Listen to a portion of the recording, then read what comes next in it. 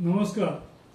हेमंत शिशिर ऋतूमध्ये म्हणजेच थंडीच्या काळामध्ये आपला आहार विहार कसा असावा ह्याच्यावर आपण चर्चा करतोय. या काळामध्ये थंडी चांगली असल्यामुळे आणि पचनाची क्षमता चांगली असल्यामुळे पौष्टिक पदार्थ, गोड पदार्थ तसंच थोडेसे आंबट आणि खारट पदार्थ खाण्याची मुभा शास्त्रांनी आपल्याला दिलेली असते. त्याच्यामध्ये एक महत्त्वाचा पदार्थ खाण्यामध्ये आवर्जून सांगितला जातो तो म्हणजे उसाचा रस.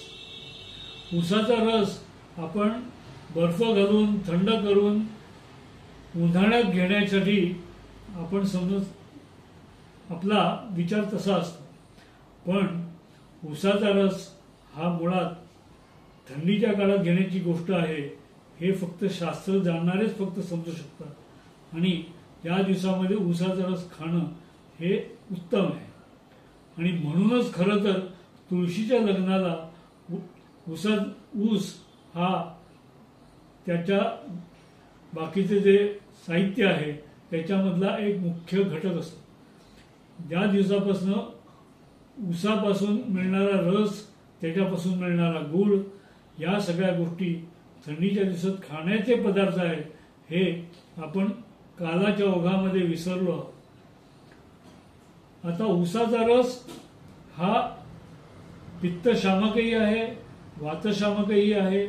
त्यामुळे शरीराची आणि मनाची दोन्हीची ताकद वाढवण्यासाठी हा अतिशय महत्त्वाचा आहे.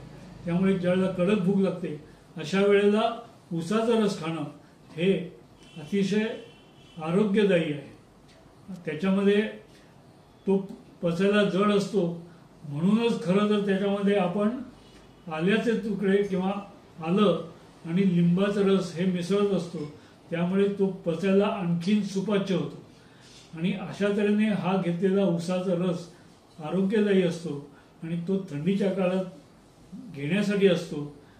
हे सांगण्यासाठीच हा आजचा स्वतंत्र असा भाग आपण योजला आहे. बाकी सगळं पुढच्या भागात.